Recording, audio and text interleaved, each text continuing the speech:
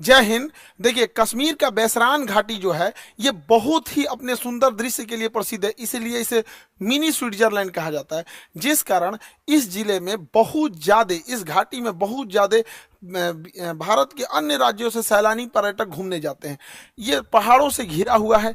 इन पहाड़ों के बीच में घाटियां हैं जो दूर में यहाँ पे पूरी तरह से बर्फ से ढकी पहाड़ियां हैं। ठंड का दिन आता है तो इस पे बर्फ की एक चादर पड़ जाती है जो बहुत ही मनोहर दृश्य दिखता है, और इसके सामने ऊंची ऊंची चोटियां हैं। गर्मी के दिन में जैसे अभी के वर्तमान समय में पूरा हरियाली छा जाता है, और ठंड के दिन में इसमें बर्फ जम जाता है। ऐसे ही बहुत सारे सैलानी यहाँ घूमने गए थे।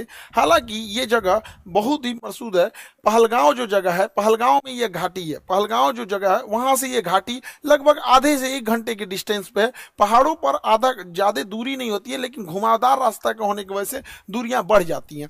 तो यहीं पर जब अमरनाथ की यात्रा शुरू होती है, अभी 2 जुलाई से अमरनाथ की यात्रा शुरू होने वाली है, तो इस पहलगांव को एक बेस कैंप के रूप में यूज किया जाता है। जो श्रद्धालु हैं वो श्रद्धालु वही है जो बेस कैंप के रूप में रुकते हैं, ताकि बाबा अमरनाथ की दर्शन कर सके। यहीं पर बहुत सारे इस बार पर्यटक रुके हुए थे। सब पहलगांव से थोड़ी दूरी पर है। पहलगांव से ये आपका बैसरैन घाटी ये बहुत ही प्रसिद्ध है, लेकिन इसी पे कुछ आतंकवादी आए और उनको मार दिए सब, और इतने निर्मम तरीके से हत्या किए सब। इन आतंकवादियों ने, पाकिस्तान के जन्माए इन आतंकवादियों ने भारत पर हमला किया, क्योंकि इनके बाप की औकात नहीं है कि भारतीय सेना के पास आके लड़ सके। तुम्हारे अब्बा जो थे ना, 93,000 फौज हारे थे, साले तुम्हारे बाप भी उसमें शामिल होंगे 1971। पूछना अपने बाप से जाके। यहाँ पे इस लोगों ने निहत्ते लोगों पे मारा। ये दिखाता है कि कितने कायर पैदा होते हैं सब। हमारे यहाँ तो कहा जाता है माँ का दूध पियो तो सामने से आके लड़ो। तुम्हारे ही कहते हैं यहाँ पे एक निहत्ता, कोई किसी की शादी हुई है,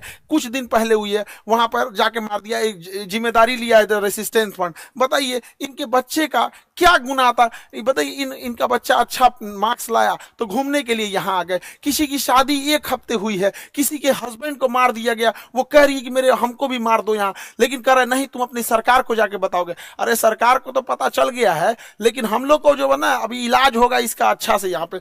बताइए इस महिला के साथ इसके बच्चे को मार दिया गया। जब इंडियन आर्मी पहुंची तो फौज के ड्रेस में आतंकवादी थे सब। ये महिला समझ नहीं पाई, फौज को देख के रोने लगी। इनको लगा कि ये भी कहीं आतंकवादी तो नहीं है, तो उन लोगों ने बताया कि हम इंडियन आर्मी से आपकी मदद करने के लिए आए हैं। अरे कायर हो, एक तो तुम निहत्ते पे हमला करते हो, उसके बाद से तुम इंडियन आर्मी का ड्रेस पहन लेते हो। यही ना तुम लोग की कायरपन है। खैर, पड़ोसी की औलाद हो लोग साले, तुम लोग की तो इतनी औकात नहीं जो इंडियन आर्मी से लड़ सको। लड़े तो थे एक बार, यही हुआ था। हालांकि हम लोगों ने अभी ऑपरेशन टिक्का प्रारंभ किया है, रेस्क्यू ऑपरेशन चल रहा है। कुछ आतंकवादी मार दिए भी गए हैं, अभी आगे भी कार्रवाई चल रही है, लेकिन इससे क्या होने वाला। अभी मोदी